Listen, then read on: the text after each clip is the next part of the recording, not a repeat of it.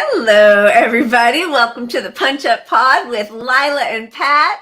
How do you like our new studio? What do you think? Cheers. Yeah, this a bar cost. This is a bar. I don't know where that came Bar. from. Bar. This bar costs us thousands of dollars from all your Patreon donations. Thank and you the so much. And the GoFundMe, we built this from the The ground grift up continues. digitally for $0. Thank you to Stock Photos for providing our beautiful studio. But it feels more like us. It's a little cheerier. The vibe feels a little bit more like what we're aiming for. It feels more like where I would normally have my best political discussions. There you go. And usually there's some Trumper who'll chime in behind us, and then we almost get into a fight, and then he ends up hugging me at the end of the night. That's kind of perfect. And we get to be MO. in a bar without having to wear masks, so it's perfect. Amen. I have not sat inside a bar. That's not true, except for once when I was in Tucson, but in 3.5 years. So this is fun. How are you? How is your week, Pat? How are you doing? You know, I had one of those weeks where I hit my bottom, and I don't know if I was talking to you about it. I don't think I was. I think I was talking to someone else. Oh, but no, it was me too. It was you. I was crying to the whole world. But you know, I have a lot of empathy as far as understanding and feeling what people are going through, but I don't internalize it. It doesn't make me sad, and I compartmentalize, normally. I can just go, this is awful. I'm gonna focus on this for an hour, read this stuff. It's awful. I can put on a movie and be okay. And this week, for some reason, I was not able to compartmentalize everything, and everything was just annoying the fuck out of me. And so welcome to my world. I'm a horrible compartmentalizer. I mostly am just in a constant state of rage. Truly. Yeah, see, and I'm not actually. Yeah, that's the one thing that's kept me in this game on the left, I think, longer than most, is that I actually have the ability to separate myself out, not good for you. This week I couldn't. You came over to the dark side. It's contagious. Yeah, my shitty attitude. You rubbed off on me. Sorry. True story. Yeah, I know. COVID may be over, but my malaise is not, unfortunately. Yes. Yeah, you're getting a lot of support from the group here. Hang in there, brother. We feel you, Pat. And thank you, JR. We do like this new background. We have to do something to offset the constant state of devastation. Right. And I didn't even think about it, but I know from psychology, orange is a calming color. Oh, look at that. So this is a calming bar. Good. I didn't know that. I do love the fire colors. So to me, this just feels like home. So I love it. I'm happy to be here with all of you. And we did go with the fuckets this week. So if you were looking for a drink of the week, mine is beer. Lila's is well, I'm double fisting. I've got my wine and I've got a vodka diet tonic, and I started with the vodka diet tonic, but I think I'm going to switch over to my wine, even though I'll be doing shots of vodka. Where's our wheel, by the way? I just wanted to remind you that our wheel is not present. It's every time we think that we got 0 days with no mishaps. Oh, there it is. We're good. You found it. So what do you think? Should we get to it? I think we need to hire a 13-year-old to manage our wheel. Child labor is it's okay now as a Democrat to support child labor. That's right. Well, nobody wants to work anymore, so we don't pay well, but the hours are long. And as a 13-year-old, your parents are supporting you, so it'll be a living wage. Exactly. And you get to drink all the alcohol you want. You can drink hang out in a bar at your age. It's crazy. The best. All right, should we see what we got on our wheel? Or do you want to do the Let's do it. Let's do the wheel.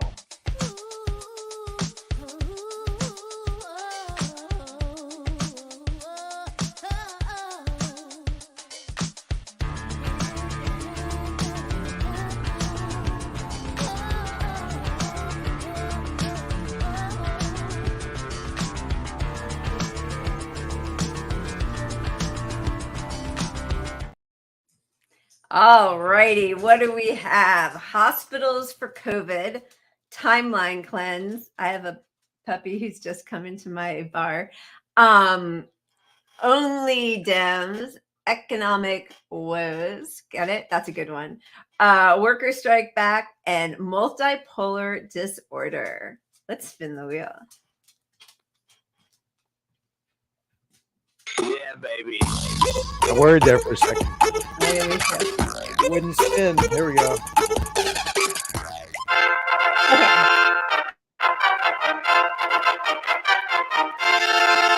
This seems to be a new thing with our wheel. It always starts off on a shot. I kind of love it. If we could push that button and make it happen on purpose, we'd be doing it.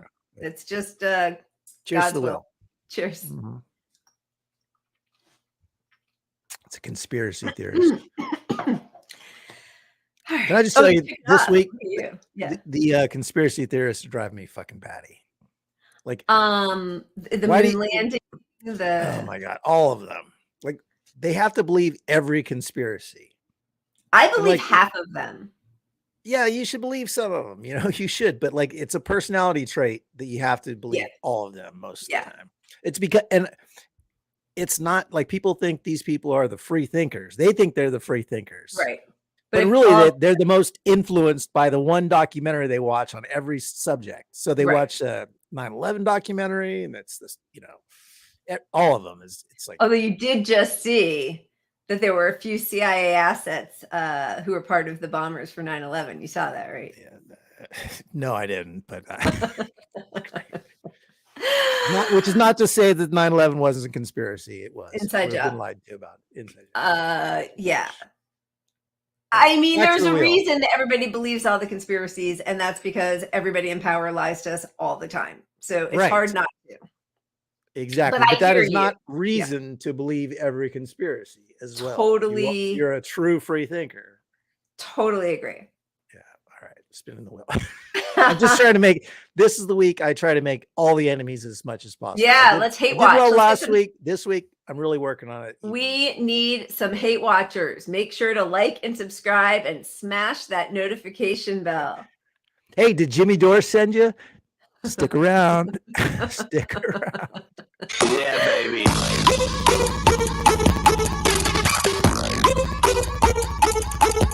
You see what happens? This is our new show where we don't even talk politics. We're just going to talk loose change, 9/11, and do shots. You set it in a bar, and the shots will come if you build it. It's bar related, isn't it? Yeah. Cheers. Oh, I forgot to remove it, so we're still having more shots. All right. All right. We do have a lot of topics, so I hope we get to some. We're getting one. Yeah, baby.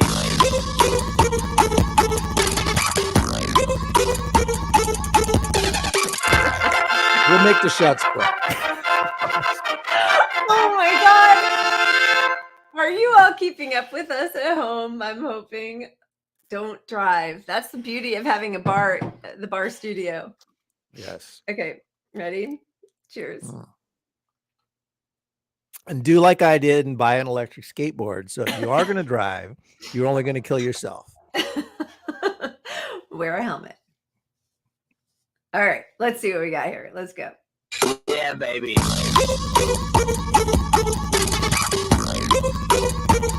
That wasn't even a real shot. I mean, that wasn't even a real spin. This is getting crazy. Kind of crazy. I'm removing this one. All right. We can't go too long. Yeah, you can't. We have to have the shot, though. Got to have a shot. And we can't, leave the 3, I think. That's going to be the, all right. Ready? My stomach. I didn't take my Prevacid. Cheers. All right. Topic or bust. Here we go. Okay. Yeah, baby. There we go. All right. Well, look at us. We're going to start on a positive moment. A few moments. And for anyone who wants to tune out after the positive, that's all we got on the positive. This is it. Just turn it off after that. And then it's all over. No, I mean, when we strike, we win, right? When we withhold labor, we win. Here in Los Angeles, we've been very excited to see that this LA schools solidarity strike scores big for both unions. One of the best parts of this is that right before, when Los Angeles educators joined the school support staff on the picket lines last month, our solidarity strike helped them clinch a contract with a 30% raise. Riding that wave, yesterday, educators reached a tentative agreement of our own with a 21% raise, smaller classes, and improved staffing. Originally, the superintendent, Carvalho, had scoffed in February when support staff voted by 96% to authorize a strike. He belittled the threat as empty theatrics, 1, 2, 3 circus. That's exactly how you want your superintendent of schools to be talking about the needs of the staff. A predictable performance with a known outcome. But fast forward 1 month, and the joke was on him as 45,000 people filled downtown's Grand Park for a high-energy rally where SEIU Local 99 announced a 3-day strike, and United Teachers Los Angeles announced it would honor the picket lines. Well, that is an exciting turn of events, I have to say. And it shows that we have power when we have solidarity. And if you look at that, it's not just the teachers and the staff that won, it's the students that won, because it's smaller class sizes. Teachers are fighting to improve kids' lives. Now, right. Administrators, my dad was a teacher, so I know a lot about administrators. Administrators are often bottom line. They're like economist guys. They're like business guys. Yeah. Smaller class sizes, kids get a better education. They're less likely to get COVID. That's another benefit of smaller class sizes. COVID's over. So, it's over. Sorry. Didn't mean to be a downer. Yeah, it is. And also maybe teachers aren't having to work 2 or 3 side hustle jobs. So they're more present when they're there and they feel happier and more excited to be in their class. I mean, there's so many different benefits to every, a rising tide lifts all boats. Right. And you want the people taking care of your children for 8 hours a day, 5 days a week in person. And I know they do a lot above and beyond that, but you want them to be happy to be there. I mean, happy to be there. And also, not to bring it back to COVID, but safe from COVID. I mean, that's important. They're frontline workers in the breeding ground of COVID. Literally, schools are the breeding ground. So you're not going to be able, from their own self-interest, you're not going to retain teachers unless you pay them well, which is why people are willing to strike, which is why we had this worker uprising in the first place, because it's not worth it. Workers are getting fucked over left and right. So the point is, strikes are working. Every strike ends up being a win for people, unless you're the railroad workers. But even they got something out of the whole deal. Well, they didn't get a strike. I mean, if they had gotten to strike, I feel like, but I mean, yes, they got a little something, but not really. But the whole point is the CEOs knew that if they were able to strike, they would get something. And that's why, I mean, that puts fear into the CEOs' minds, 100%. Which is, which while we're on it, we should talk about another pipeline. Well, no, okay, no, wait, sorry. Wait. This is wrong. That's the wrong graphic. Fire that 13-year-old kid in the back. Oh my God.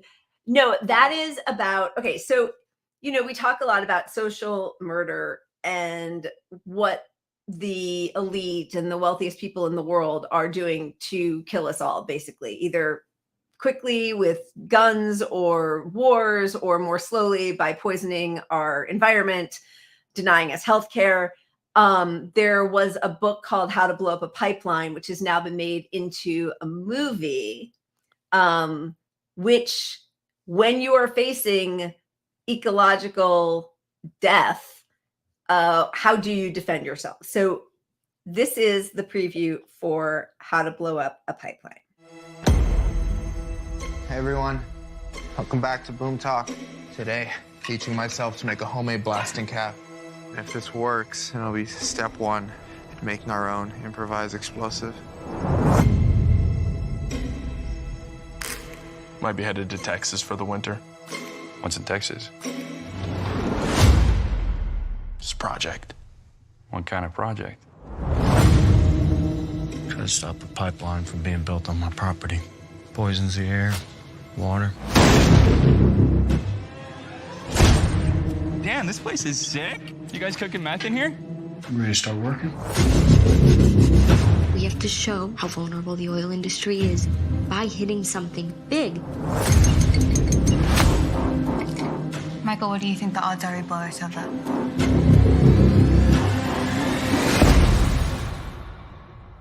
I don't really care. We could blow the pipe at the hilltop, keep the oil from leaking. You're not actually thinking. I'm not thinking about it. I'm doing it. What if y'all do structural damage? Structural damage is kind of the point. This is destruction of federal property. Terrorism. American empire calls us terrorists, then we're doing something right.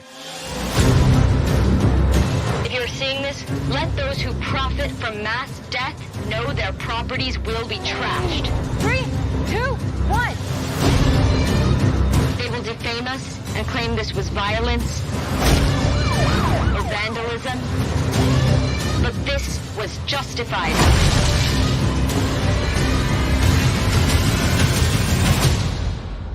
This was an act of self-defense.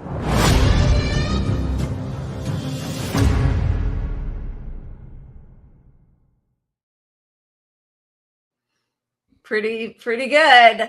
How are you going to defend yourself? I have to say it's a good follow-up to Don't Look Up, where everyone in Hollywood is like, oh, that's such a great movie. It's such a great point. And just no reaction to it whatsoever. So, I mean, it just proves the point that this whole idea that peaceful protests are the answer and protests have to be peaceful. Peaceful protests History are disagrees. Great. Yeah, 100%. If your protest is peaceful, it's a parade because it doesn't inflict any fear of repercussions. That's the truth. I mean, you can look at, nobody voted in a change. Nobody just peacefully marched to have a change. It just does not ever work that way, unfortunately. Which is where I, as a leftist, want to make sure, like, I do not advocate for any violence against people whatsoever, but I do not consider property damage violence. 100%. You know, pipelines are not people. However, this is what you were showing before. Kansas Intelligence Agency is warning law enforcement that fictional movie How to Blow Up a Pipeline poses a terror threat, despite acknowledging its First Amendment protected speech and that they couldn't identify any specific threat per the leaked document that Ken Klippenstein obtained.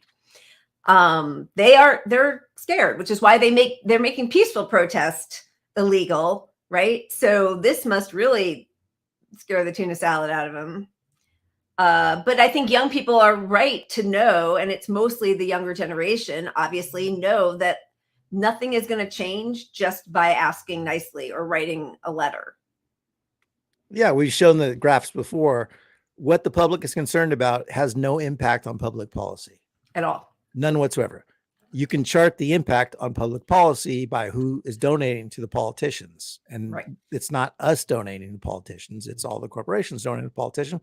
And that's what shapes their policy, period. End of story. Yeah. So, yeah. I do have a side note for that, though. One of the actors in that, Lucas Gage, and this does actually kind of fit into the whole idea of, what the wealthy people think about the rest of us. During the not lockdowns, because we had two months of a real lockdown, but there was a lot of auditions were still held on Zoom, and they actually continue to be. But he caught the director for whom he was auditioning speaking poorly about him as he was setting up his camera, and I just thought everybody might want to have a quick laugh. These poor people live in these tiny apartments. Like, I'm looking at his background, and he's got his TV and Yeah, mute it. I know it's a shitty apartment. That's why give me this job so I can get a better one. All right. Ready? Oh my God, I'm so sorry. No, it's totally listen, I'm living in a 4x4 box. It's fine. Just give me the job and we'll be fine. I'm mortified. That's what they think of you until you succeed. And I just want to point out that this is like every time they show a shitty apartment on TV, I'm like, that's nicer than my apartment. I know he's got a big flat screen and everything. I'm like, I know that they're showing this apartment to illustrate how impoverished this person is. I'm like, I would take an upgrade to that apartment. High aspirations for that one. I mean, look, that place was brand newly painted white walls, gray. The color schemes were modern. It had modern gray. You could tell that apartment was made in the last 10 years at best. I mean, it's not. I'm in like a 1940s fucking. just saying. I think for the first 6 months we did our show, which started at the beginning of summer, almost 2 years ago, you didn't have working air conditioning. It was like 105 degrees. Yeah, I was greasy every show. Just sweating my ass off. All right, let's go back to strike stuff because there's actually quite a bit of good stuff. What are you going to show next? Yeah. Sharma. I can never pronounce her name right. Sharma Swain. Yeah. So she's winning. She is still winning. They won a cap on late rent fees in Seattle. $10 a month cap on late fees for rent, which is amazing because at best, you're going to get charged $50 for being late for your rent. Yep. You're probably going to get served an eviction notice within a week. Yep. $10. Seattle. Socialist. This is what happens when you elect a real socialist, not some bullshit Democratic Party courting socialist person. Absolutely. And, one of the things, so that's great. Another thing that happened that I think as people striking are feeling their power a little more, they aren't dealing with the bullshit as much anymore. I thought it was interesting that the Railway Workers Union put out about AOC. Yeah, and said that she lied. Congressional progressives, including AOC, have defended their railroad strike vote by pointing to rank and file support. Here, Railroad Workers United clarifies the group has always unequivocally opposed denying rail workers their right to strike. She's lied repeatedly about that, and it's really upsetting that she gets away with it when she does the few interviews that she does do. They allow that lie to continue, and she tries to ride that out. And I mean, it seems that nobody wants to push back on that. So I'm glad to see that the union, the rank and file union members, are pushing back and setting the record straight on that. Absolutely. And unions have power. Even AOC, we'll show a video of hers later, probably. Yeah. But even she says, like Bernie does, that criticism is valid. Everybody should criticize her and everybody else. But I'm not going to defend AOC on this. She's awful. Awful. Yes, that's horrible. They use... yeah. Anyway. No, go ahead. No. Do we want to show anything else for strikes? Let's show Sean Fain. Okay, let's show Sean Fain because... he took over this year as the United Auto Workers chairman, or I don't know what the top position is, whatever, but he's leading the union and he's got balls, and this is what we need. So here's a little blurb of him speaking to workers. But the UAW wasn't founded by asking for permission.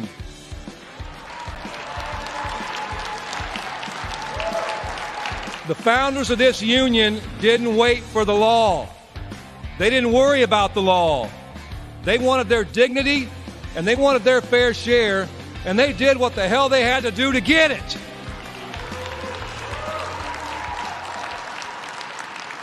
The companies we deal with do not feel bound by the law.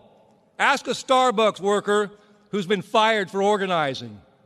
Ask a Volkswagen worker in Tennessee whose boss threatened to close the plant if they unionized. Employers don't give a damn about breaking the law if it serves their interest. We've got to aspire to the spirit of our union's founders and the sit-down strikers and the civil rights movement. They knew there's no law that can hold back a united working class. There are no words on paper that will stand in the way of our fight for justice on or off the job.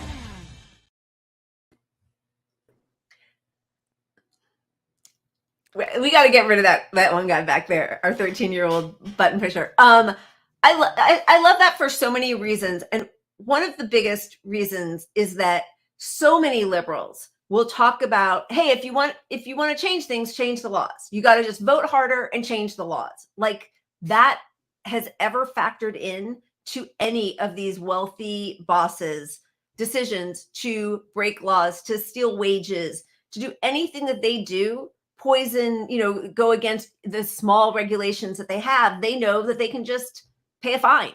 And that fine is always worth it to them, because the cost benefit analysis is breaking that law brings in so many more times the amount of money than the small fine that they'll have to pay. So honestly, those laws are arbitrary anyway.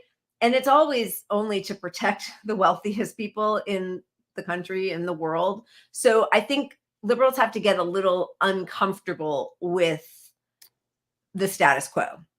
Yeah. I mean, to extrapolate this to healthcare, the law says, I don't know what they've changed it to, but it used to be like 25,000.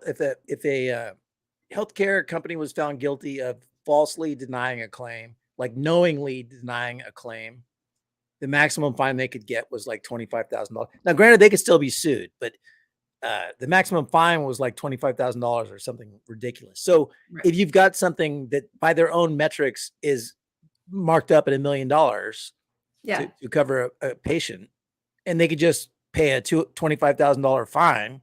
Right. What are they going to do every time? They're a capitalist company. Capitalism is immoral. It's amoral. It's not based on morals. It's based on profit, 100% profit. So, to the stockholders, you're supposed to choose the avenue that makes you the money, not the avenue that helps people, which is why our whole healthcare system is the most fucked in the entire world. Yeah. And killing that many people by denying them coverage every single year should be a crime, but it's not. So anybody who's still hiding behind what the letter of the law is a useful idiot and is standing in the way of progress. I mean, I know we've of course talked about and read out loud the letter from Montgomery, Alabama, by Martin Luther King Jr., talking about incrementalism and telling people to wait, and how the white liberal seems really wrapped up in protocol because their comfort doesn't change. So, so many people who are, think that Donald Trump was the worst president ever, they're not talking about any of the policies, because if they were, they would be equally or more upset by Biden, who's continued almost every single one of Trump's most reprehensible policies without the stupid tweets. I mean, that's it. So if that's your parameter, then you are selling out all of the marginalized communities, all of poor working class people, because you just don't like a mean tweet. Yeah. And this is where violence comes down to me, for me. I'm just going to go on my own little rant, but, look, the people that are well off aren't going to think there's a problem unless they see some violence. And when I say violence, I mean property or something, whatever. I'm not advocating for it. We just mean property. But without advocating for it, I'm just saying, until that group sees it as a natural consequence, like if things are so bad, you'd see violence. That's right. Whether it's right or not, you would see that as a result of these bad policies, as the marginalized community is going to be so angry that you see that. Whether you condone it or not is irrelevant. Right. And they're not seeing that. And they won't feel it until you get close to something that affects them in some way, or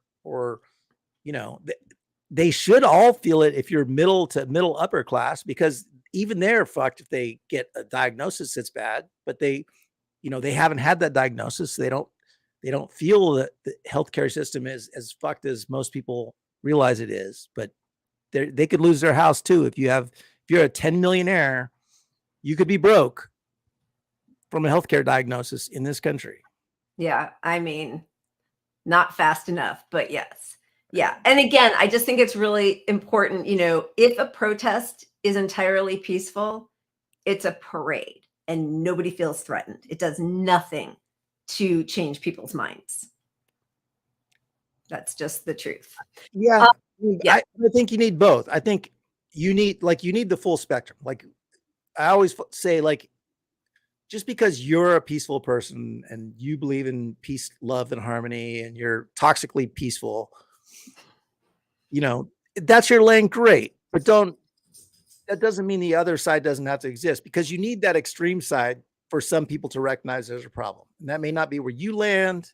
Right. You can control everyone's attitudes. And if a problem reaches a certain point, you're going to have all levels of response to that.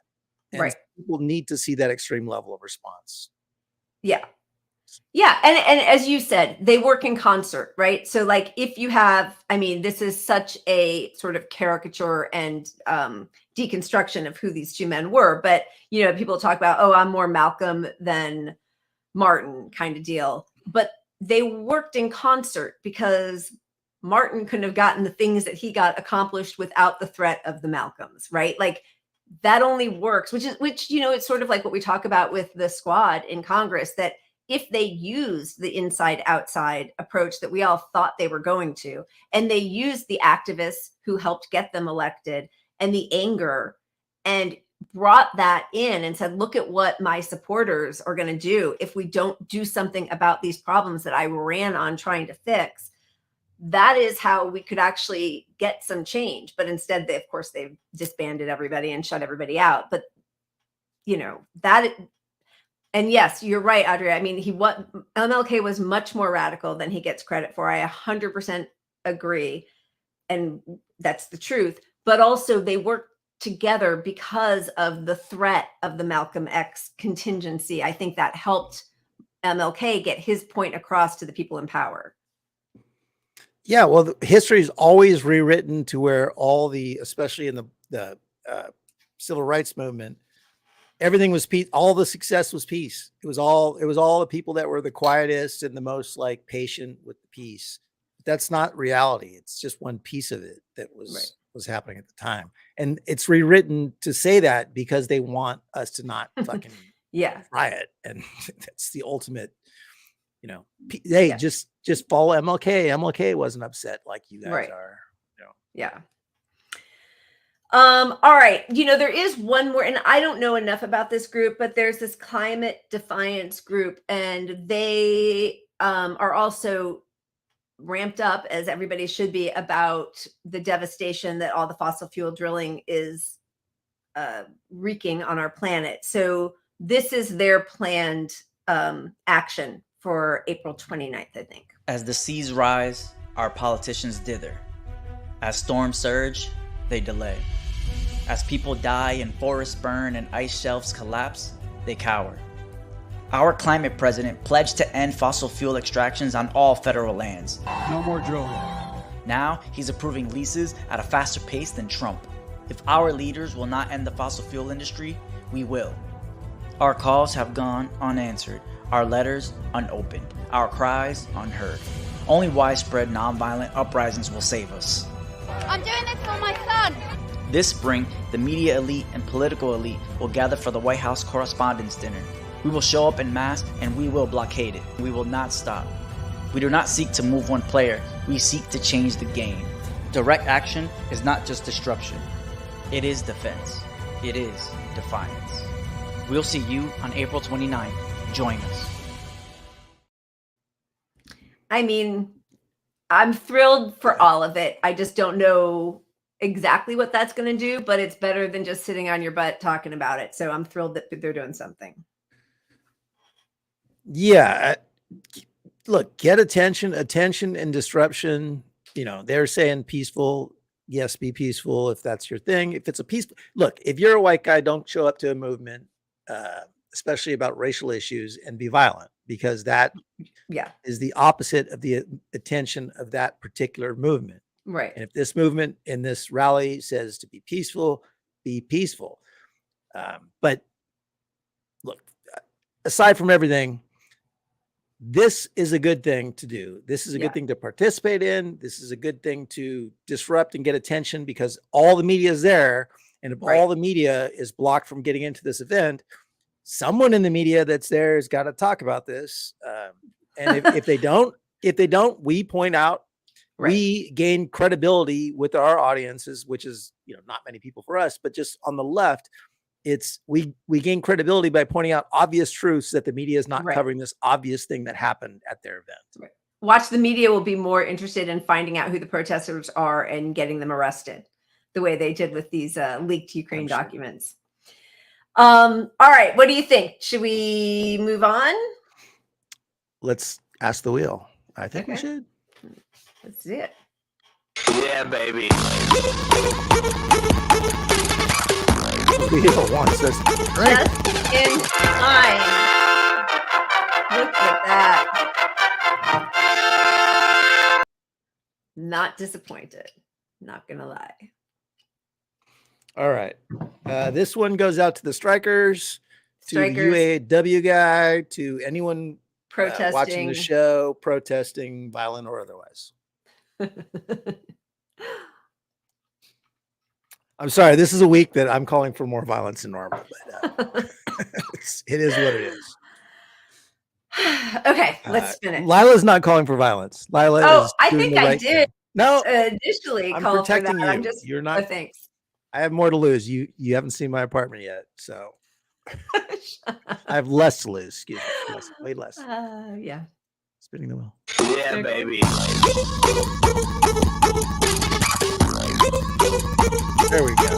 I was getting so excited just for a second there. Well, what do you want to say about our economy? I will tell you one thing. The study came out, which should surprise no one. Can money buy happiness? Lower income Americans are less likely to report feeling positive emotions, according to our latest tracker update. And of course, because I don't have my readers on, I can't see any of that. But if you are the wealthier, numbers are relevant. Yeah. Obviously, if you're not freaked out about having to go to the doctor or how you're going to pay rent or buy your kid shoes, or like, those are stressors that have lasting repercussions. It affects your health. It affects your mood. It affects your family. It affects everything. And of course, wealthy, rich people can be assholes and unhappy, and just money doesn't buy happiness, but it helps. Look, 50 years of studies have all said the same thing. Once you get to a certain threshold of safety in your life, money doesn't buy you happiness, but you have to get to this bare bone minimum of like, hey, I'm not stressed. Stress is the number one like killer of people other than other health issues. It's overrides everything. It causes every part of your body to shut down and fail. So once, I was a psych major in college and minor, excuse me. But there's Maslow's hierarchy of needs. Once you get your food, shelter, cared for, you can move on to higher things that are more important. You can be interested in the opera. You can have hobbies and joy. Yeah. Yeah. But if you're stressed about rent and food and your kid not dying of COVID and you're not getting COVID at work because you're a frontline worker or something. Yeah. Your happiness is down. It's of course. Not rocket fucking science. Of course. And, as this happens, again, the trickle down effects are, as life expectancy continues to fall, major banks stop issuing 30-year mortgages. So as people are dying of COVID, excess deaths, as people are more stressed, as our life expectancy decreases, banks aren't going to take out 30-year mortgages. And I don't know if you saw the sub there, but analysts fear 5-year auto loans are becoming increasingly unrealistic given our current trajectory. I mean, what are we doing? Excuse me. That was the beard talking. Oh, yeah. Although it didn't talk very loud. So thank you. Thank you, microphone with the mute button. Look, we're in a situation where if you have wealth, you're getting more and more locked into having your wealth because you have the things that determine that you are in a class above everyone else. And people going to college are in an astronomical debt, so they're not likely to reach that level. If at all, but if they do, they'll reach it in their 40s maybe or something, where it used to be you go to college, you work 5 to 10 years, you have a house that you already own. And that's not realistic for people. And with people dying so young, which is the reason these banks are afraid of 30-year mortgages, that's going to price out people who could spread a mortgage over 30 years. So now you have to be making $150,000 a year.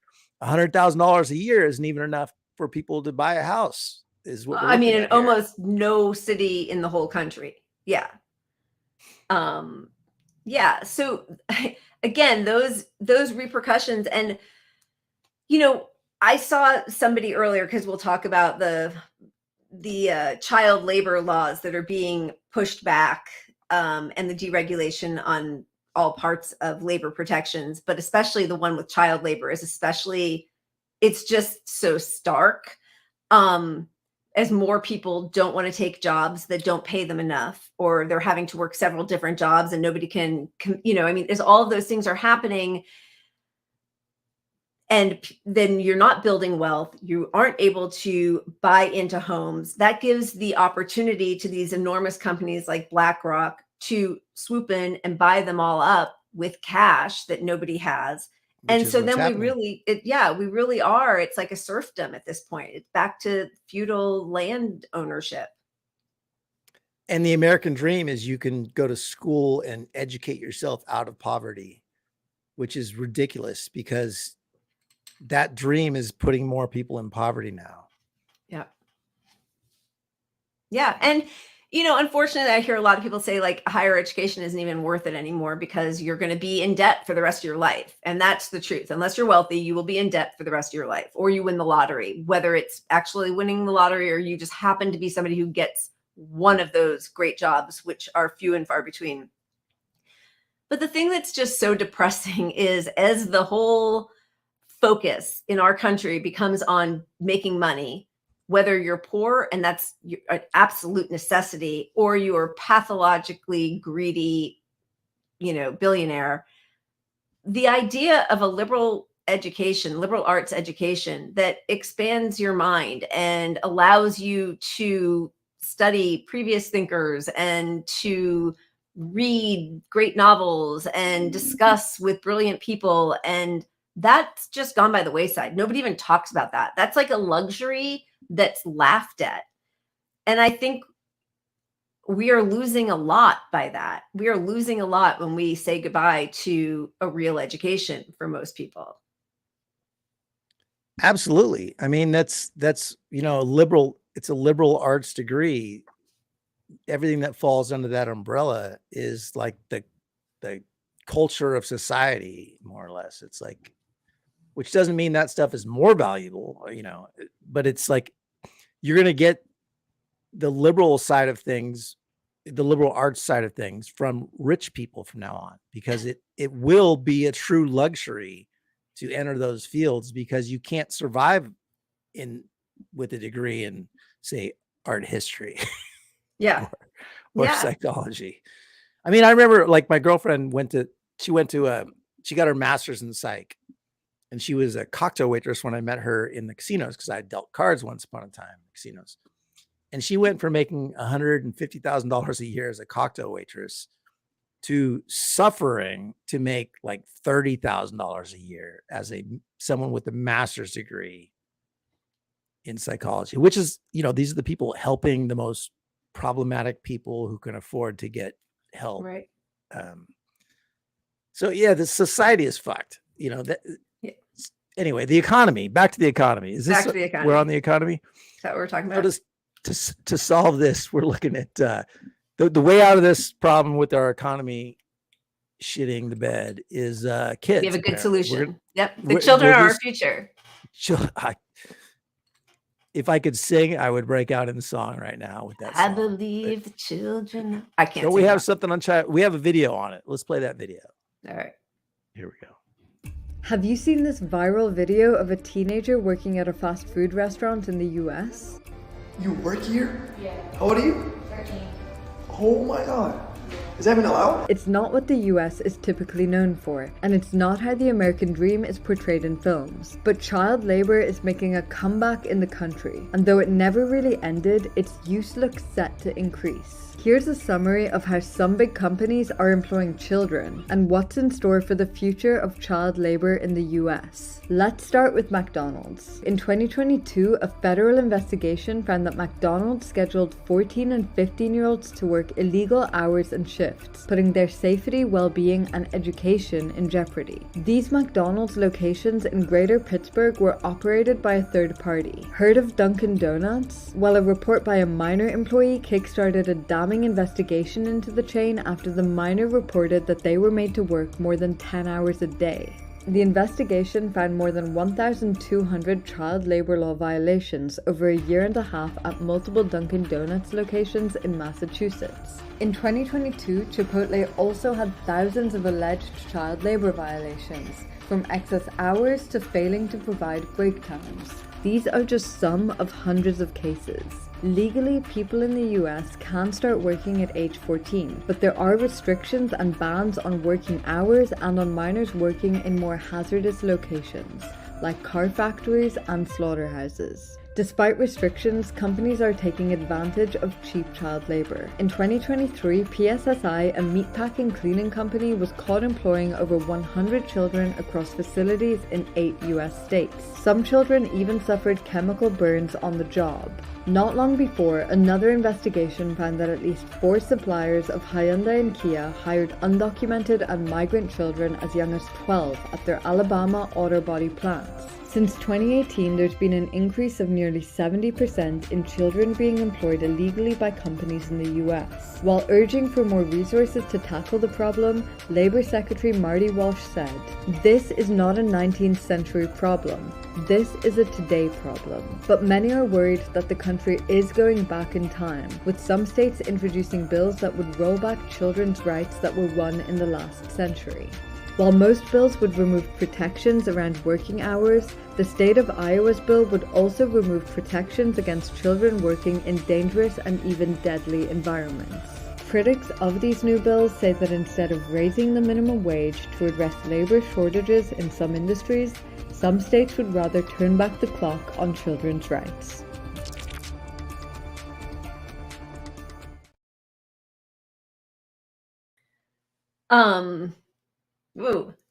Yeah, so that's wildly depressing, and it's happening in legislatures all across the country now. More Perfect Union did a really good multi-part thread on all the different places that it's happening. Hard to keep track of all the child labor news in the US right now. We never thought we'd be saying that, but here we are. How did we get here and what's going on? Child labor used to be common across the US. Children worked in factories and mines for low wages, and enslaved children worked in homes and on plantations. After decades of activism, peaceful protests, just kidding.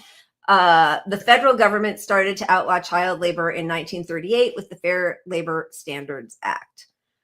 But now we've got the Iowa Senate passing a child labor law. They did it in the middle of the night yesterday at 4:52 a.m. The bill lets 14-year-olds work 6-hour night shifts, 15-year-olds work on assembly lines, and 16 and 17-year-olds could serve alcohol. That's like the least of the problems of that whole bill. Yeah, and when they pass something in the middle of the night, they know it's wrong. That's what it means, flat out. And please follow these guys, More Perfect Union. They're pointing out all the strike actions. They go out of their way to, that's all they do. But this thread goes on forever. I'm just going to hit a few real quick. In Arkansas, Sarah Huckabee Sanders signed a bill into law that dramatically expanded the ability of companies to employ children under 16. They don't even have to verify the age of children under 16 before they take a job. So that means anybody, because you don't have to verify the age of somebody. New Jersey, they signed Bill 42222, which would allow corporations to employ teens working up to 50 hours a week. 50 hours a week. I mean, I thought we had a 40-hour work week anyway, and that's for kids, teenagers. And I mean, kids have strong bladders, so they can lengthen the time between mandatory breaks. Great stuff there. And I think one more, Nebraskans voted to increase the minimum wage from $9 to $10.50 by the end of the year. Republican Center introduced a minimum wage to 14 to 17 called youth minimum wage. So that's a new thing. And Democrats are what? What are they doing to stop this? Nothing. Here, What they're trying to pass all those federal judges. Yeah, which I know that's we'll another get to category, that. but the point is they're not, because of Feinstein, we're not even appointing Democratic judges, and we're just going, it's just we can't do anything about it because What's an opposition party to do? Because they don't have the majority they need to approve judges. Right. But anyway, however, when Trump was in power, remember Chuck Schumer sent everybody on vacation and fast tracked all of his federal judges. Absolutely. It was just What like, it's decorum, the rules, the norms, Democrats with their, the normal thing to do is just go along with the other side and everything. But meanwhile, when we're talking about child labor, Biden knew, their administration knew, this is coming out now. This is a breaking story, basically, this week, but more information is coming out about it, that they knew that these migrant immigrants, these kids were being exploited. And basically people in his department were like, well, don't tell us about that. We don't want to know about that. And, even though this was in the New York Times, it was one article. I mean, if this had been Trump, and this is again why, as disgusting, deplorable as Trump was, at least there was constant outrage and people were motivated to try to change things. And now there's a complacency because even progressives in Congress will talk about how Biden, restored the soul of a nation and he's the most progressive Democratic president since FDR and he's got an A+. And so there's silence, or there's this strange idea that I hear from lots of liberals that he means well. Like, it doesn't matter that the outcome is the same, right? The migrants in cages, the sending people back to Mexico where they are burned alive, basically in a cage on the Mexican side of the border. None of that matters because they believe that Biden's basically a decent person. He's got a good heart. Yeah. They're going to give the benefit of the doubt to every single exact same disgusting policy. But with Trump, they would be outraged. I mean, it's just, the mind boggles. Truly, it is outrageous. Yeah, well, it's because the regular press, the mainstream MSNBC, CNN, has convinced people that no matter what is happening with the Democrats, if you watch those shows, it's worse on the right. And it probably is worse on the right. But what they leave out of that argument is that means there's nobody fighting for the left, which means it's on them, the mainstream press, to point out that the left also has these problems, not ignore these problems. Right. Yeah. Stop running cover for them. Like, yeah, I know. I mean, it is really true. The vote blue, no matter who, Joe means well. I don't know why anybody thinks Joe means well. That's just a lie that's been sold to the public. Why would you ever think that Joe means well? He spent 40 years in power destroying our country and destroying the lives of marginalized communities. So I just don't understand why anybody still falls for that. It's really, it's because they literally don't know about any of it. Yeah. Not a lick of it, not a single drop of it do they know. Yeah. Because the press doesn't report on it. They've bought a caricature of him that at worst he's a sleepy old lost dizzy with grandpa. Gas. Lots of gas. But, he doesn't know much. He's not very powerful. He's not effective. Right. He's whatever, but he means well. Yeah. He's a good guy. It's really, the level of cognitive dissonance is just stunning. Yep. Helped Clarence Thomas get on the Supreme Court, wrote the crime bill, made sure that you can't discharge your student loans if you go bankrupt, voted for the Iraq war, like actually really galvanized the Democratic Congress to vote in favor of a war that he knew was based on lies. Yeah. I mean, he literally was behind almost, if he wasn't behind the evil legislation Patriot Act that we've had in this country. I'm just going to keep shouting it out. Look, the Patriot Act at the time, people were like, you weren't really behind the Patriot Act, but he thought politically it was good. So whether he was behind it or not, he wanted to be takes credit for it. I'm the guy who wrote the Yeah. Patriot Act. Yeah. Back then, he's like, it's based on my legislation. So now he runs away from it. Iraq War. I mean, he's awful on everything. Like you said, student loan debt, but not just student loan debt, medical debt too. They've changed some of that. So now you can get bankruptcy. But at the time, you know, he was very pro medical debt can't be forgiven. Why? Because he was literally I say literally a lot, but he was known as the senator from MBNA, which was a credit card company, but which back in the 80s, 90s was like the top credit card company because he's from Delaware. So he was in the bed of all the financial services industry. So all the that was his whole job. 25% interest rates you can put on him too. The banks owned him. Yeah. All right. What are we even on right now? I can't remember. Oh yeah, and you just let's stare. Wait, I'll take it off. Take the wheel off. Look at the calming orange. I'm about to move to a calming wine. I think until I do a shot, I'm done with the vodka tonic. Let's see it. Yeah, baby. It's gonna be a shot. Feel it. Oh wow.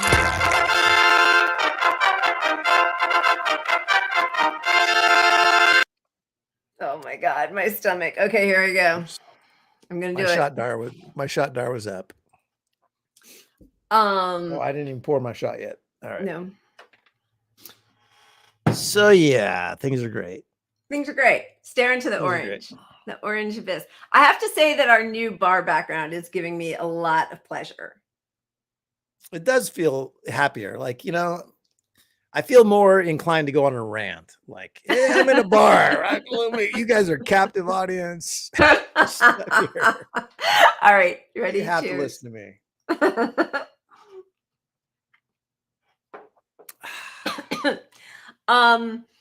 All right. I do see, I just want to say, I see, I'm removing this just for a second because I don't want anybody to think that we're ignoring them. Oz, I see you write this. Okay, Lila Pat, what's your position on RFK Jr. considering your personal views?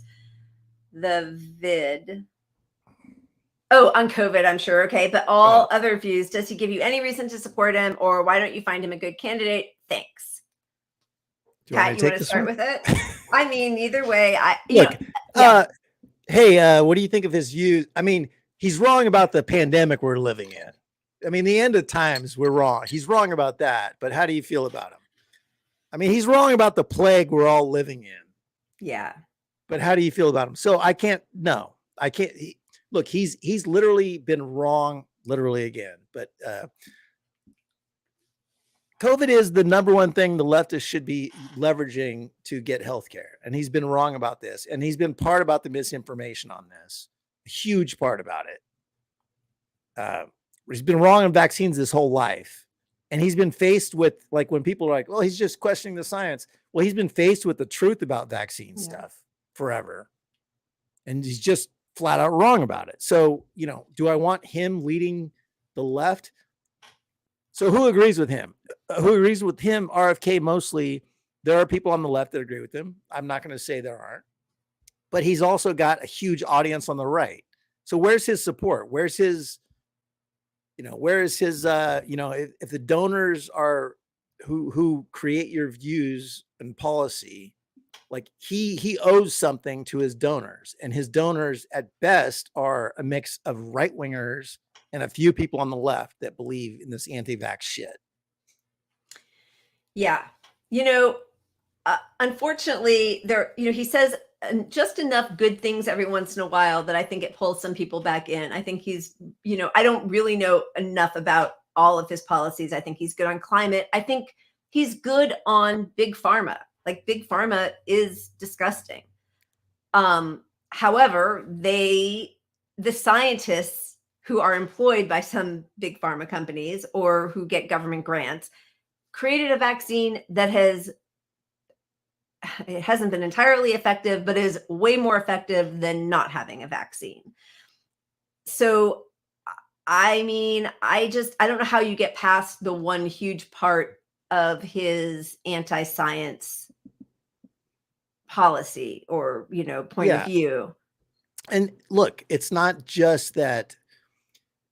It's not just the vaccine. Like if you want to point out that the vaccine does cause myocarditis and does have some effects on people, yeah, that's realistic. It does. It absolutely does. But you're spreading misinformation if you think that that is a bigger risk to you than actually getting COVID. Right. Which, like, if he talked about the risk of if he said, look, here, I'm going to give you some information on the vaccine, and he laid out the data, and then he laid out the data of tell me, Robert K. Jr., what data you believe about people who died of COVID? What data you believe about people who have long COVID? Like, put that out there, because that'll show you're full of shit, because you never talk about the data of people who are dying from actual COVID versus the vaccine. You never compare those things. You can't, because your whole thing falls apart if you do that. Just like Jimmy Dore, he can't have on some crazy fucking nutter right-wing guy at the same time as an actual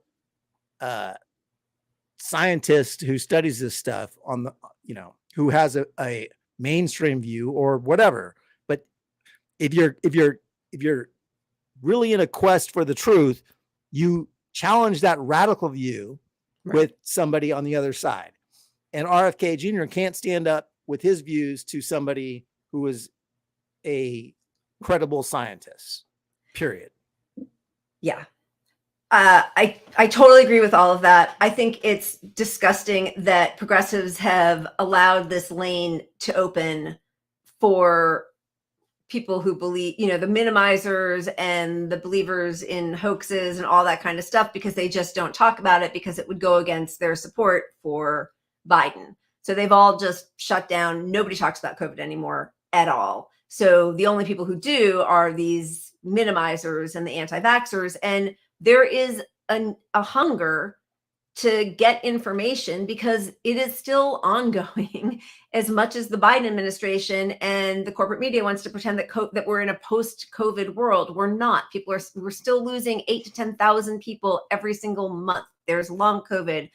Kids are sick repeatedly. And we know that with every infection that increases your risk of, blood clots and vascular issues and heart problems and strokes and all of these sorts of things. And so with the silence, that opens up this lane for people who are peddling in misinformation and who are capitalizing on other people's fears, which there's a reason for the fear. It's just, and this is why, I know a lot of people get upset, like, why are you always just talking about Democrats? But they are supposed to be, they're taking the place of the opposition to all of the yahoos on the right. And instead, they only exist to crush the left and reach across the aisle. And so all that does, it's that ratchet effect.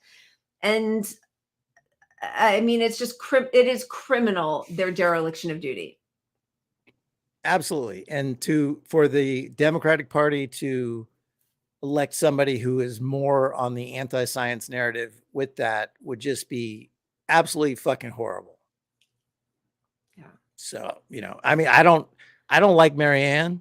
I'll be out front about that, but she's better on COVID, and COVID is literally I can't stop saying literally, apparently, but it's the thing we're in right now that has affected everyone on earth for the last 3 years. And if you aren't right on it, you're not right on anything. So fuck off. I don't need somebody else on the left who's pushing right-wing bullshit.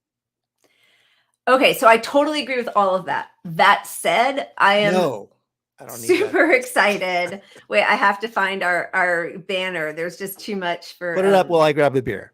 Yeah, that's wrong again. Wrong again. Oh, I need to get rid of all these. I am always happy. I believe in democracy, so I'm always happy to have more people in the running. I want Biden to have to answer for anything. I'd love to see him on a debate stage.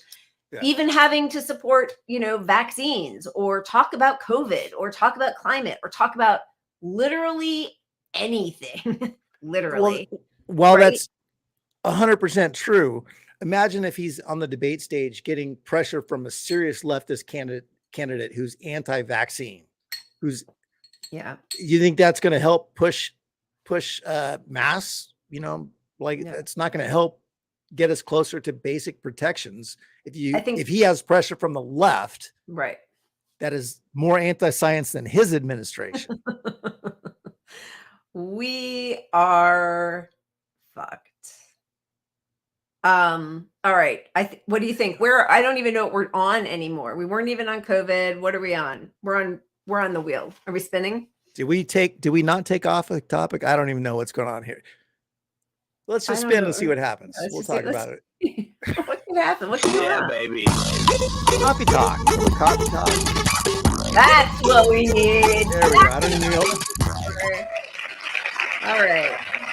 What do we have? I just want an opportunity to say literally more. Literally. What do you want to show? Which one? It's up to you. Well, just to keep it, this is going to be a real quick one, but we can always go to another one. 1 second. Do you think we overreacted to COVID-19? Yes. Yeah, a lot of the survivors think so.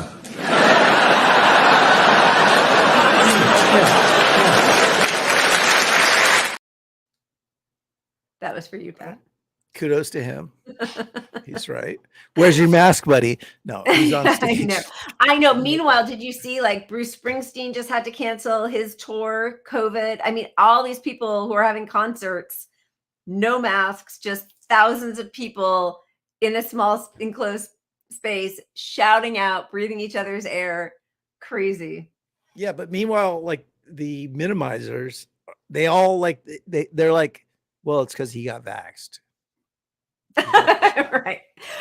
Well, right, because sorry, I'm reading like the science is clear that like no matter what you think about it, like if you want to find some data that shows that people are more at risk of the vax from the vax than actual COVID, it doesn't exist. It's nonsense. If you heard that on a show, you're watching Jimmy Dore, who's bullshit about this. And I'm not questioning his motivation. You decide on your own what his motivation is. You know, he was he was affected by the vax per what he says. And I, take him on his word of that. But that sent him down an anti-science, right? Whatever, I mean, the data on vaxes, we're not on COVID. I'm not going to go on that. Do you want to just go to COVID or you want the wheel to go? I feel like you need to get your stuff out. I need to barf it out. What do you think? Woosah. Okay, so all the anti-vaxxers are claiming that 600,000 people per year are dying from COVID shots based on this insurance claim. That turned out to be entirely bullshit. The military showed that the risk of myocarditis after vaccination is 12.6 per 1 million people, which is pretty fucking low. I mean, that doesn't mean you're dying of myocarditis. That means you have myocarditis, which is a condition that can cause heart problems. Which is horrible. Like nobody thinks that that's okay, but you have to weigh it against actually getting COVID and what the risks are for that. Study led by University of Buffalo confirmed COVID-19 vaccine pose only trivial risk of venous thromboembolism, VTE, or blood clots. In addition, the study found that becoming infected with COVID-19 poses a significant risk of blood clots. Again, so first of all, we've said it so many times, we're both vaccinated, we're both boosted. I see now that they're talking about another booster coming out, because it's been 6 months since the last one, and we know that they don't have a long period of efficacy. I don't know personally how many more times a year I think I want to do it to my body. I don't know for my sons because they are in a higher risk group. We also do have, my father-in-law was affected severely by the flu shot. We still get the flu shot every year, but we had to do a whole risk benefit analysis and to see, and my kids are part of a risk group now that there is not a ton of research on. But all of that aside, everybody makes his or their own personal decision. The part that always gets me with the anti-vax people is that not one of them says, but I still mask. I test Yeah. so I can treat. I socially isolate. I ventilate. We clean the air. All of those other things that are non-pharmaceutical interventions, those are just completely obliterated. And they should be the biggest advocates for those other things, because if you are not the biggest advocates for those other things, you are just denying the reality of COVID, period. Right. Exactly. That's what they're doing. Yes. Period. Yes. Like it's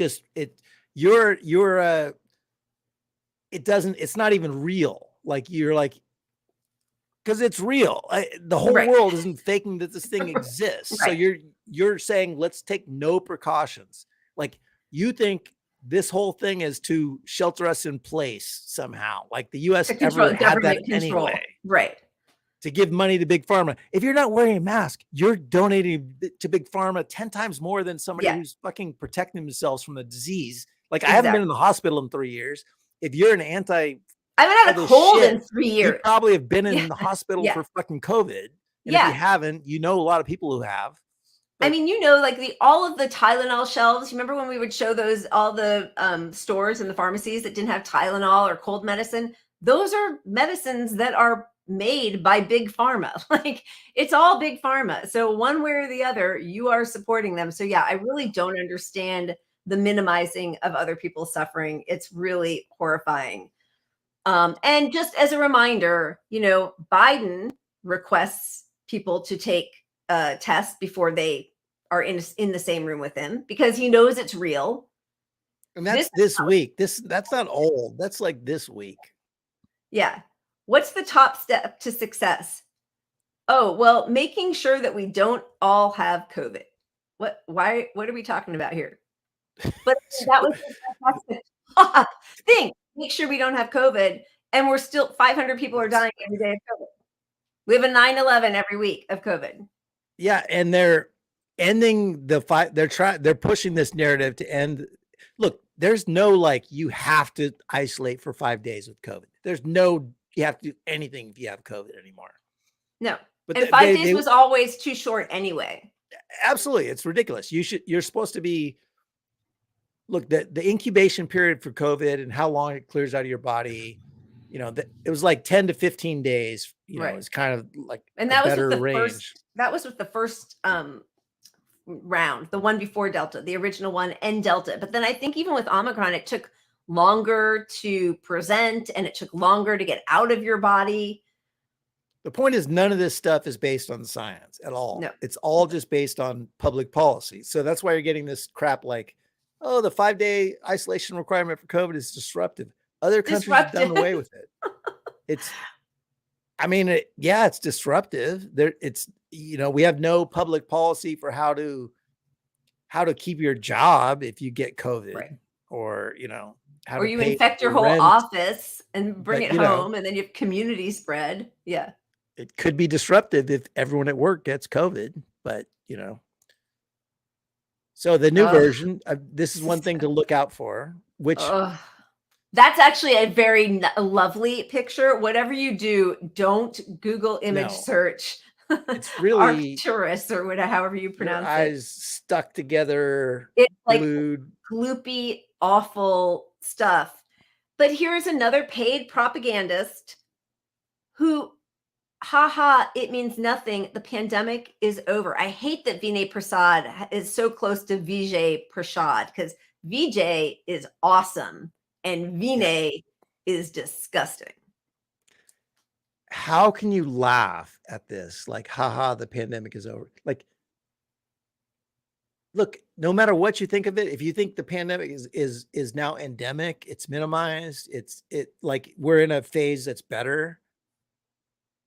This is a guy like, ignore this, laugh at these people. He's encouraging people to mock people still concerned about an evolving virus that is evolving every cycle.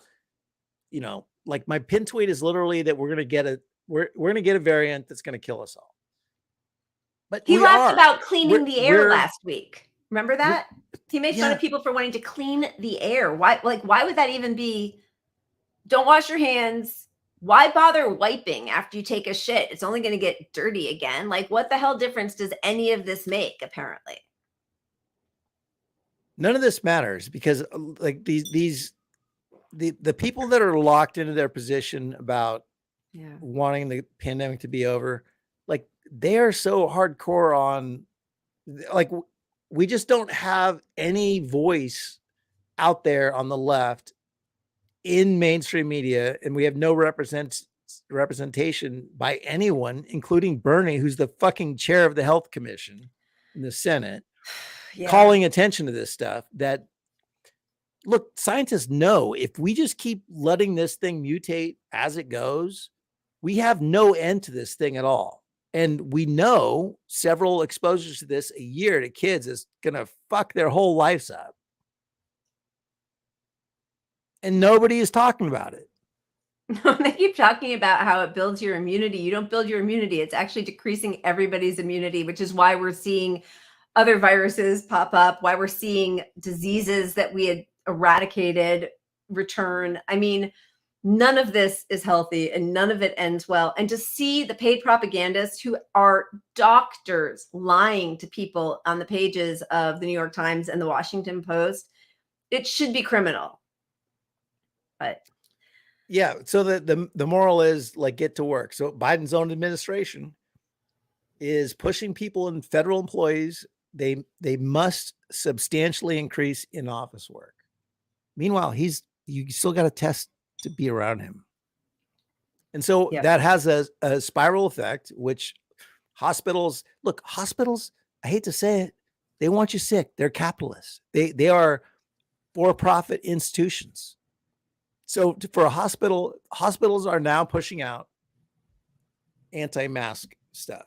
Beginning Wednesday, masks will be encouraged, but no longer required to be worn by patients and visitors at our and all other Ham Health Science and St. Joe's Hamilton hospitals. We still ask that you stay home if you're feeling unwell. Why the fuck do you think people go to a hospital? Jesus Christ. Stay home if you've got COVID or you're sick. Well, meanwhile, like I had to take my kid to the emergency room when he, dislocated his shoulder. There was like one person, the doctor who actually finally saw us, was wearing a mask. Nobody else. So great, good on her that she was. But like the sick people who come to the ER, they have to go to the pharmacy there. They have to be checked in by nurses and receptionists. Nobody's so like there is just absolutely no level of protection at a place where people are their most vulnerable. And if you think back to the protections that existed before, like this is not hard to implement. Like you should go into an emergency room, get a number. Okay, now go wait to your car. Do I have a cell phone?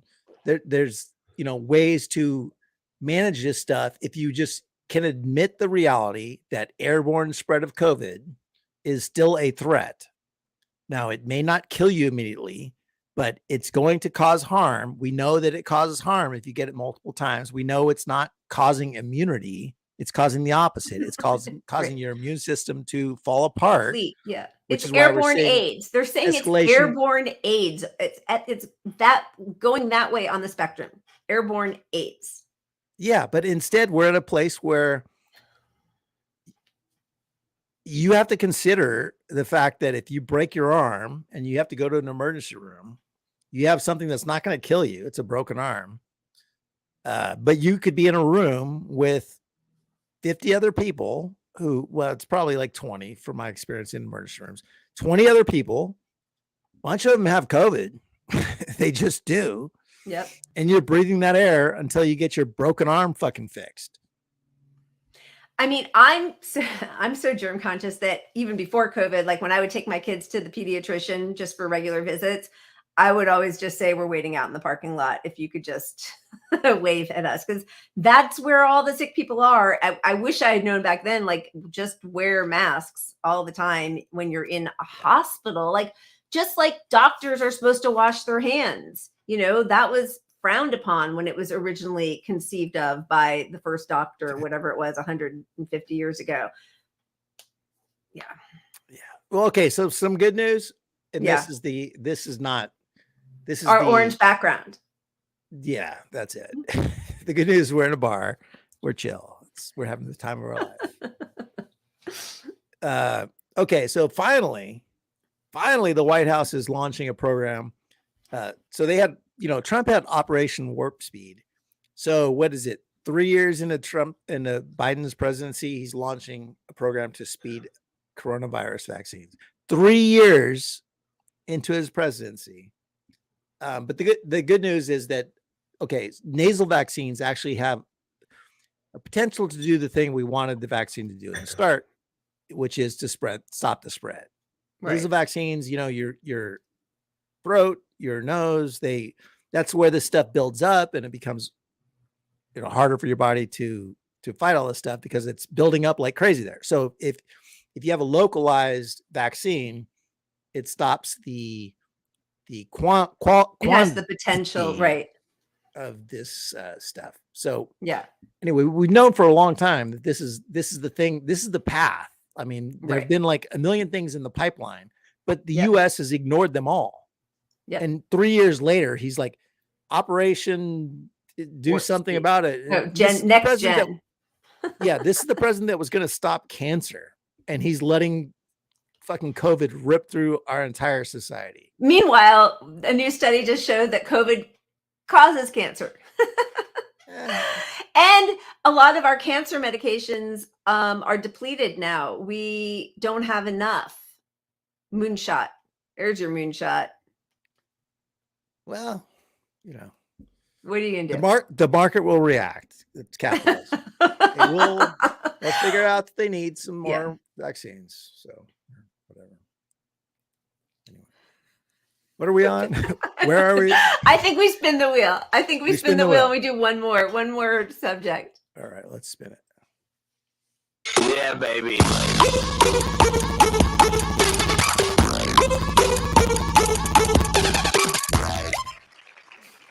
All right, fair. Okay, this is a good one for so many reasons.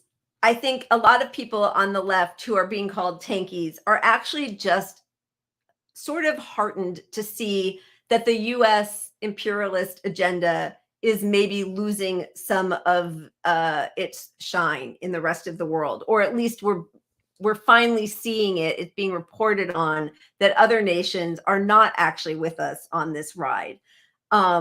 It was interesting that with the revelations about what's happening in Ukraine, that what's his name, Teixeira, the 21-year-old army guy who leaked all those documents about Ukraine, right? And a few things. What was really revealing is the U.S. knows that Ukraine can't win. So we're just funneling this money as a sort of money laundering. It's right. We're giving it to the military industrial complex. We are giving it basically to BlackRock. We are giving it to all of the investors, the disaster capitalists who are going to swoop in and try to help Ukraine rebuild the no bid contracts. Right. But I mean, U.S. doubts Ukraine counteroffensive will yield big gains. In spite of everything that the Biden administration has been pushing for the last year about the vitality of Ukraine's army, they have been lying to us. And instead of the media really reporting on that, they have done more work to find the guy and be like the police hall monitors for the State Department to find the leaker they should all be, that's all they should want are leakers. What is their job? What is the job of the Fourth Estate except to expose secrets? I mean, imagine being a journalist and going, we need to find we need to get that whistleblower. Like we need to, it's the opposite. Like you should be delving into all of those documents to expose the people you are supposed to be holding to account. And instead they're running cover and trying to find the guy who did it. And they succeeded. Good job, Washington Post. With your $10 billion contract with the CIA, by the way, the Washington Post. I mean, it's Bezos, but yeah. It's very similar to the actual WikiLeaks, stuff, which is where the WikiLeaks documents showed that all these news departments were complicit in all the bullshit to prop up the Democratic Party. So of course they're not reporting on it. So what they do is they pretend they redirect is what they do. They redirected people in WikiLeaks to think the whole thing was about this salacious stuff with Simone Simon. And, it's like, it's all these things that aren't the actual revelations of the WikiLeaks documents. It's everything else that is important. So they're doing the same thing with this. So like, the minute we left Afghanistan, the U.S. was going to find a way to give shit tons of money to the military industrial complex. It was just inevitable. And immediately when we got into this war, everyone on the left said, hey, we're not going to win this war. There's no winning point. And it's a proxy war. It's everything we know. Bleed Russia dry and all that. Yeah. Yeah. And the minute Ukraine does better in the war, they get bombarded with fucking missiles. I mean, it's long range missiles. It's like, there's no way to win this thing at all. And these documents just reveal it. And they reveal that the U.S. knows this. That's right. So they know there's no way to win this war. So why are we, if there's no way to win it, why are we giving all this money to this country? The Nazi stuff aside, but there's Nazis there. That's the thing. Nazi stuff aside, you could be helping homeless people. You could be helping, you could pay teachers more. You could healthcare. Give healthcare to everyone in America. Yeah. You do a million things with this, but those industries lobbying for healthcare, which is us, the public, don't have the influence on the party that the donors do. And who are the donors? The donors are Raytheon, all the missile makers, Lockheed Martin. Right. So that those are the people being rewarded for owning the Democratic Party. It's really fascinating too, because when we were in Iraq at the beginning, there was a lot of talk from corporate media, but they were, ostensibly liberal, left, whatever, talking about the conflicts of interest, how Cheney was, the CEO of Halliburton and how they were getting all the contracts there. And there has just been absolute radio silence on the fact that BlackRock stands to make, hundreds of billions of dollars from all these. The fact that, the fighting for democracy or freedom over in Ukraine, that they have taken away rights of working class to organize, that they are courting. That Zelensky is spending a lot of his time courting all of these disgusting disaster capitalist companies to come in and take over, privatize everything in Ukraine. And, oh, hey, this is another one that the corporate media has just completely ignored, that from Seymour Hersh, talking about the Keystone Nord Stream pipeline being blown up. Like, where was all their big detective work of that? They have to find this 21-year-old army sergeant or whatever the hell, but not the biggest ecological act of terrorism in our lifetime, which was the blowing up of the Nord Stream pipeline. Nothing. But also he reveals that Zelensky and the people around him embezzled at least $400 million from the aid that's been sent to Ukraine. And instead we've got some comic book notion that's being sold to this country that he's some hero.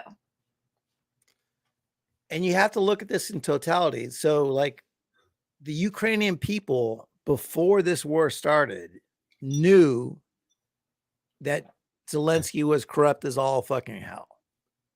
Before this war started, before their lives were on the line, which I understand if you live there, you have no choice but to back Zelensky. Maybe you don't. Or try to get out of the you have country, a choice, but your country is getting attacked. It's not fake news that your country is getting attacked by Russia, who have no business attacking them. I will say as well. But the reality is Zelensky's corrupt as fuck. So if you're Ukrainian, the guy running your country, the president, is corrupt as fuck. It was clear as all day with the Pandora Papers. Pandora Papers. Yeah. They hated him, but then they got attacked and they went to war, and they have to support him. How do you not support your sitting president if you're attacked? Yeah. But he's corrupt as fuck. So, and there's another report saying they're buying oil from Russia. Yeah, well, they are. I mean, Ukrainians buying oil from Russia. Also, China and India are buying so much Russian oil that Moscow is now selling more crude than it was before invading Ukraine. Yeah, so who profits from all this? It's all just of our the fucking sanctions. donors. Yeah, it's the exactly. the U.S. isn't safer from this because we're going to lose this. Yeah, and lose our standing in the world. Honestly, that's it. We right? are as we speak. The dollars, we're going to get away from the U.S. dollar. China and Russia are going to do better than ever. Yep. And so here, look at this. This is Lula, the new president of Mexico, saying that the U.S. should stop encouraging war in Ukraine and start talking about peace. The EU needs to start talking about peace. And let me tell you that the New York Times did not enjoy the fact that Lula is speaking out in favor of peace, that he's undermining the U.S. interests there. But the truth is, I mean, BRICS is growing, the dollar is waning, and what Biden has done by encouraging this proxy war is, he is forcing the U.S. to lose any last little bit of standing that it had, which on some level, I'm really happy that we're going to become a multipolar world, possibly, but it shouldn't be happening at the expense of hundreds of thousands of people's lives and the decimation of a country. Excuse me. Absolutely. The problem is you're going to say something really smart. No, never. Almost never. The problem is that as we lose our standing in the world, we're still the world's military. We're still everywhere. So every president is going to be inclined to leverage that in some way to increase our stature in the world economically. So it just, everything bodes really fucking badly is the point, because, if we have the biggest government and the biggest power in the world, as far as we have bases everywhere, we're in everyone's shit. Everywhere we're in everyone's shit constantly. So if we lose our economic power, which we are clearly losing as we speak, and all we have is that, and those are the people that are funding our fucking government. Those are the major donors to our government, are all the people that want all these countries to buy more bombs and get in more shit. Like, where does that leave us? That leaves us fucked. So, Yeah. Well, where it leaves us right now is anybody who speaks out against what the U.S. is pushing is labeled, well, not a useful idiot, like basically a spy, that you're working for the enemy. So the Biden Department of Justice just indicted 4 Americans for weaponized free speech. So the very thing that we're supposed to be spreading abroad, democracy and free speech and all of that, 4 members of the African People's Socialist Party are looking at a decade in prison. Sorry, too many shots. For engaging in speech and political activities the U.S. government doesn't like, because they spoke out, or they are speaking out against the war in Ukraine. I mean, what are we protecting? If you can't speak out about pushing for peace, or that maybe there's a reason that Russia was pushed to do this, even though it's an illegal war and they shouldn't have invaded, but that there's more history there than just an unprovoked war that started a year ago. If you speak out against that, you are now looked at as an enemy of the state. I mean, this is going further than George W. Bush. You're either with us or against us, right? Can I just add a personal thing? So Adam Schiff literally wanted me banned. Twitter files showed that Adam Schiff, the Democratic leader of whatever. He's from here. He's out here, and he's at like the Armed Service Committee too. Yeah. He wanted my Twitter account banned. Like, it's in the Twitter files. I was a threat to democracy. Like, that's where we're at right now. Nice bar you got there, Pat. Where are you? Could you give me the address? I'd love to come join you over there. Yeah, I'm at the Capitol in Sacramento. Bring your Bring your leftist. Bring your violent leftist. No, I meant nonviolent. Nonviolent. Only violence against property. But that's where we're at. So that's why we have these threats on TikTok to get rid of TikTok, to get rid of, that's why Cop City is a thing right now. That's right. They're doing everything they can to suppress any dissent. They realize things are so fucked that people are going to get upset. People are going to raise hell, and they have to fight back with cops and the law. So they're changing the law to protect the cops. Right. They're making creating protesting these fascist illegal. factories like Cop City. And yeah, I mean, that's the other thing. And this is again why I criticize Democrats more than Republicans. I know Republicans are trash, fascists. Democrats pretend to think that. Then they give more money to cops even than Trump did. Then they decide they're not going to get rid of Feinstein. And so we can't get federal judges. They're not going to fight for anything, but they're going to increase cops. They know that that's happening as, trans people, gay people's rights are being taken away, as women's reproductive rights are being taken away, as people are protesting. They talk about the Republicans enacting these fascist laws, and then they give money to cops who are going to help enact those or suppress any kind of dissent, which is why anybody who doesn't see them as collaborators has major blinders on. Yeah. It's ridiculous because look, Democrats are 100% right about the problem, but they support the problem and they aren't the solution, which is what we run into every time. Yeah. Like they get points for pointing out that the guy on the right is bad, but they're just a little bit less bad, but they're not going to stop the guy on the right. Even they're doing nothing. Yeah. Look at the orange. Okay. I think it's been an hour and 37 minutes. And yeah, that's right. Of course they do. The Democrats want to protect their capitalist assets just as much as Republicans do.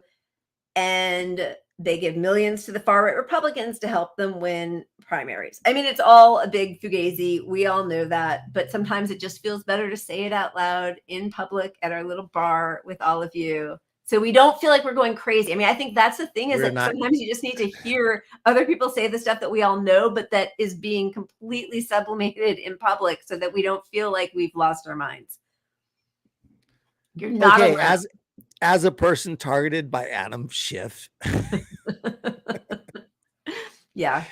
I mean, we've lost our minds. Like society, we are. Think about that. Adam Schiff wanted to get my Twitter account banned. Like it was a pretty powerful Twitter account. I mean, that is I wasn't calling for violence. But you are now. We're living in bizarro land right now. Yeah. So we have to stand up and fight for any protections. People getting banned is ridiculous. Fight all of it, every step. Show up at the goddamn White House Correspondents' Dinner. Yes, absolutely. And protest any the fuck strike out of you them. see, join Please. any strike that you see. Just join for half an hour, just feel that solidarity and that power. Because I do think, again, I guess we're all sort of alone in our places. Sometimes you feel so lonely, and going to those strikes, we're about to have a big strike here in Los Angeles. 98% of the Writers Guild voted to authorize a strike. So probably May 1st, that's in, what is that? April 30th, 12 days. I don't know. I can't do my addition. But there are strikes everywhere. And there is a feeling of power in solidarity. There is. And, strikes don't lose. Strikes win. That's right. Period. They do every fucking time. When we strike, we win. And as always, I got 2 drinks in a bar. We'll see you guys next week. Thanks for hanging out with us. Keep punching up. All right. Cheers, everyone. Bye. Cheers. I didn't know we were out so fast. Oh, sorry. I thought you were out. No, let me tell you about the Jews. No, I'm just kidding. That was entirely a joke because I don't believe that at all. It was hilarious. Hilarious. It's hilarious joke. It's gonna be funny. All right, I'm gonna say it again. Keep punching up. Cheers.